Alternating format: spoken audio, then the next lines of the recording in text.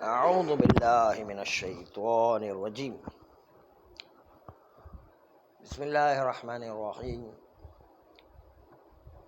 وبہ نستعین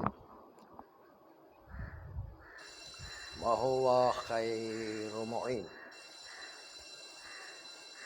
وہ لوگ جو تفصیل کے قائل تھے کہ علم اجمالی اس کے بعد تصرف آئے یا تصرف پہلے ہو، علم اجمالی بعد میں آئے، تو دونوں میں تفصیل تھی۔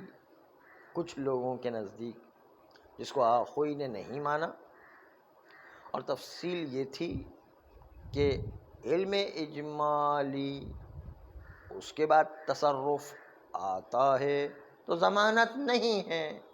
دو لیوان میں سے کسی ایک لیوان کو استعمال کر لے تو ضمانت نہیں ہے، لیکن اگر تصرف پہلے آ جائے، دو لیوان میں سے کسی ایک کو استعمال کر لے، اس کے بعد علم اجمالی ہے کہ ان دونوں میں سے کوئی ایک جو ہے غصب کا مال ہے، تو پھر ضمانت ہے۔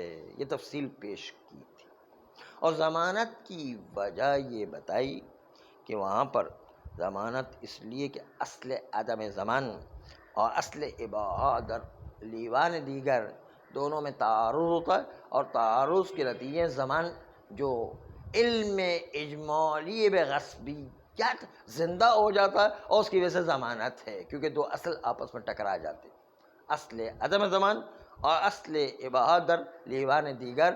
اس لیے جو ہے دو اصل کے ٹکرانے کے نتیجے میں علم اجمالی بغصبیت زندہ ہو جاتا ہے اور حکم زمان آئے گا۔ یہ انہوں نے جب تصرف پہلے ہو، علم اجمالی بعد میں ہو، تب کی منزلت میں یہ کہا تھا۔ آخوئی نے اس کو رد کیا کہ نہیں، اس کے اندر بھی علم اجمالی پہلے ہو یا بعد میں ہو فرق نہیں پڑتا ہے، اس لیے کہ علم اجمالی بعد میں آ جائے، تصرف پہلے ہو، پھر بھی دو اصل موجود ہے جو آپس میں ٹکرا کر کے ختم ہو جاتے ہیں، اور اس کے بعد اصل عدم زمان موجود ہے یا نہیں۔ اس لیے کہ اصل یہ ہے کہ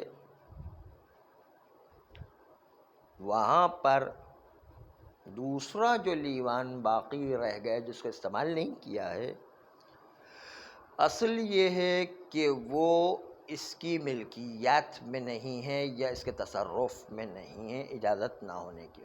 اصل یہ ہے کہ اس کی ملکیت میں نہیں ہے۔ تو اب ہم شک کرتے ہیں کہ جو لیوان استعمال کر لیا گیا ہے، اس لیوان میں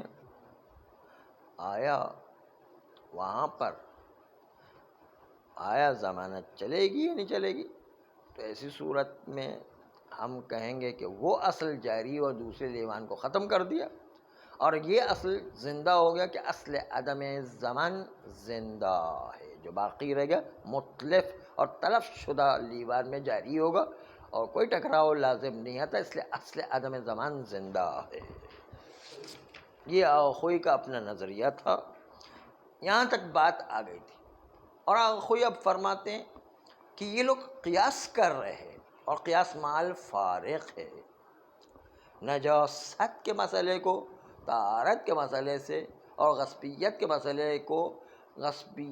مسئلے کے اندر اصل حلیت ہو، اس کے اندر قیاس کر رہے ہیں، یعنی وہ نجاست کو ثابت کرنے والا موجب تکلیف تھا، اور یہاں پر موجب تکلیف نہ ہونے والا مسئلہ ہے۔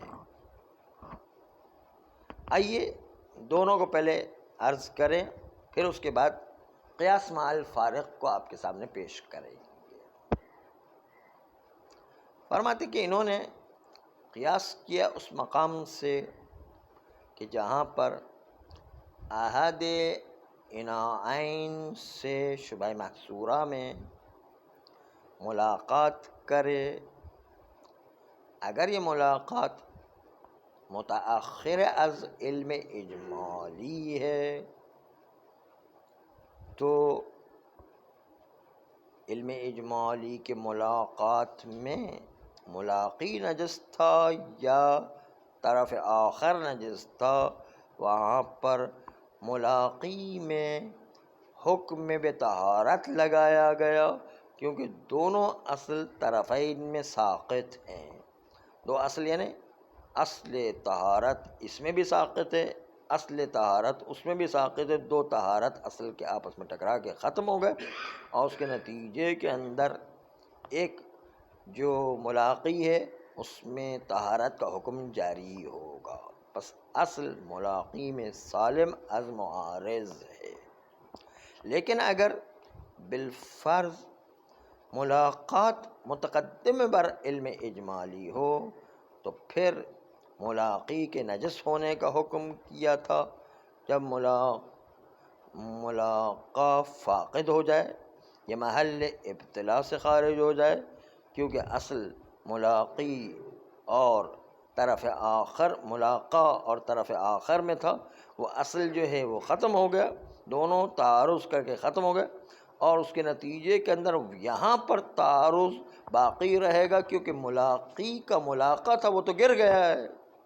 اس لیے ملاقی دوسرے طرف کے اصل کے ساتھ جا کے تعارض کرے گا اور اس کے نتیجے کے اندر ملاقی بھی علم اجمالی کے دائرے میں آ جائے گا اور علم اجمالی کے دائرے میں آنے کے سے اس کو حکم بے نجاست قرار دیا تھا. یہ جو وہ ملاقی والے مسئلے میں آیا تھا کہ اگر ایک طرف ملاقہ گر جائے اور ملاقی سالم رہے تو ملاقی اور طرف آخر کے درمیان علم اجمالی برقرار ہے اور علم اجمالی کے دائرے میں ملاقی بھی شامل ہے، اس لیے نجاست کا حکم اس پر آیا تھا. اسی پر یہاں پر قیاس کیا ہے انہوں نے. آخوئی کہتے ہیں کہ یہاں کا قیاس وہاں کے قیاس سے قیاس مع الفارق ہے. یہ کہاں اور وہ کہاں؟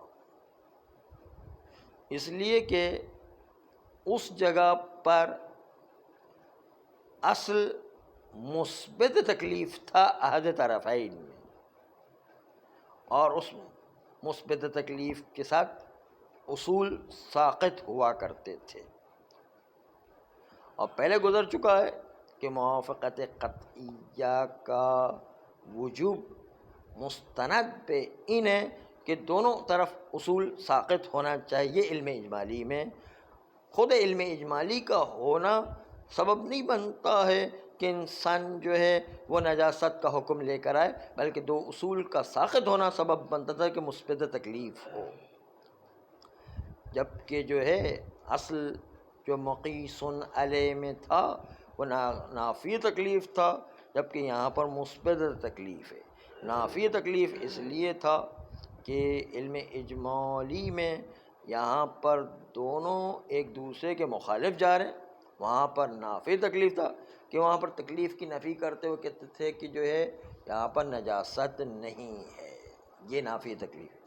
یہاں پر جو ہے مثبت تکلیف ہے کہ جس میں جو ہے عہد طرفین کے اندر ہم مثبت اس لیے قرار دیتے ہیں کہ یہاں پر در حقیقت پہلے سے پتہ ہے کہ دونوں لیوان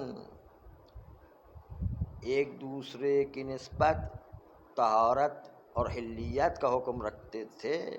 طہارت و حلیت کا حکم اصل مثبت تکلیف رکھتا ہے اور طہارت و حلیت کا حکم مثبت تکلیف اصل میں آیا کرتا ہے. اس لیے یہاں کا حکم وہاں کے اصالت النجاست کی بنیاد پر دونوں ایک دوسرے کے ساتھ قیاس مع الفارق ہیں اور قیاس مع الفارق کی بنیاد پر ایک کو دوسرے پر قیاس نہیں کیا جا سکتا ہے. صلی اللہ